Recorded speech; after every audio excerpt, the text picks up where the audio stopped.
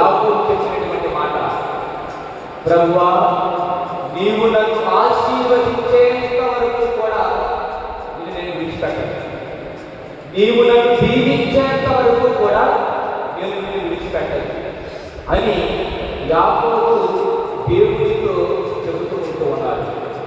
ప్రియమైనటువంటి సహోదరి సహోదరులారా, ఈరోజు ఈ దివ్య సంవత్సరాల ఆరాధనలో మనం అందరము కూడా విశ్వాసంతో నమ్మకంతో ప్రార్థన చేయాలి. ప్రభువును విశ్వసించాలి. ప్రభువా నీవు ఇచ్చేంత వరకు కూడా నేను విడిచిపెట్టను, నీవు నాకు దక్కేంత వరకు కూడా నేను విడిచిపెట్టను అనేటువంటి ప్రభువుతో పెరుగులాడాలి, ప్రభువుని విసిగించాలి. కనుక ఈరోజు యాకోబు వారు దేవుడిని పట్టు విడవక పట్టు సడలిక ప్రార్థన చేశారు. ప్రియమైనటువంటి సహోదరి సహోదరులారా, యాకోబుకు తెలుసు నేను దేవుని ఆశీర్వాదం లేకోకుండా ఇది కూడా చేయలేదు. దేవుని ఆశీర్వాదం ఉంటేనే నేను ఏదైనా సరే చేయగలను. అంటే అందుకని యాకోబు రాత్రంతా కూడా ప్రభువును విడిచిపెట్టకుండా ఇచ్చేంత వరకు కూడా అడుగుతూనే ఉంటూ ఉన్నారు.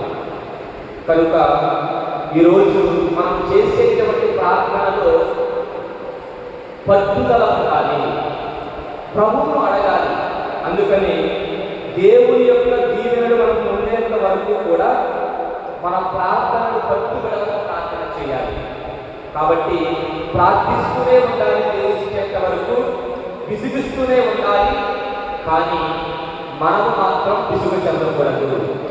కాబట్టి ప్రియమైనటువంటి సహోదరి సహోదరులారా, దేవుడు మన కోరికలను నెరవేర్చాలి అంటే మన అవసరాలను దేవుడు ఎప్పుడు కూడా తోడుతూ ఉంటాడు.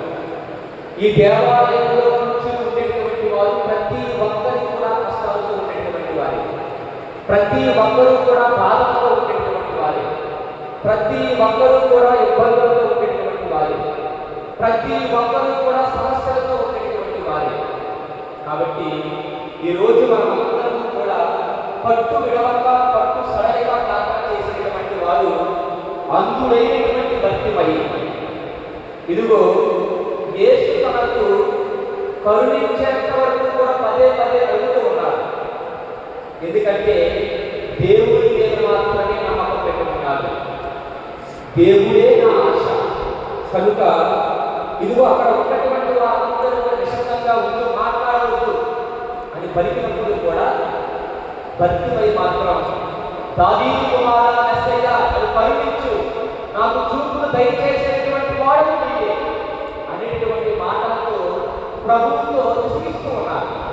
అక్కడ ఉన్నటువంటి వారందరూ కూడా బాధ పెట్టినా, అక్కడ ఉన్నటువంటి వారందరూ కూడా అరే నిశ్శబ్దంగా ఉంటూ మాట్లాడవద్దు అని అనినా, భక్తిపై మాత్రం దేవుడిని పట్టు విడవక పట్టు సడలిగా ప్రార్థన చేశారు. కాబట్టి ఈరోజు నీ ప్రార్థన నా ప్రార్థన కూడా ఆశీర్వదించబడాలి అంటే అటువంటి ప్రార్థన చేయాలి. ఎవరో చూస్తున్నారు, ఎవరో చేస్తున్నారు, నేను ప్రార్థన చేసేటప్పుడు నవ్వులాట లేకపోతే పెళ్లితనం ఇవన్నీ కూడా ఉండకూడదు. దేవుడు మన ప్రార్థన ఆలకించాలి అంటే, దేవుడు మన ప్రార్థన దీవించాలి అంటే, దేవుడు మన ప్రార్థన ఆశీర్వదించబడాలి అంటే ఎవరు ఏమనుకున్నా సరే నాకు అవసరం, నా మెస్సయ్య నాతో ఉంటే చాలు అనేటువంటి ఆలోచన మనందరిలో కూడా ఉండాలి. అందుకని మన జీవితంలో కూడా ఇదిగో ఒక్కొక్కసారి ప్రార్థన చేసేటువంటి సమాధానం రాకపోవచ్చు, ఇరుగు పొరుగు వారు ప్రేరణ చేస్తూ ఉండవచ్చు, లేకపోతే కోట్లాట కోరుతూ ఉండవచ్చు. కానీ నీకు ఏది అవసరమో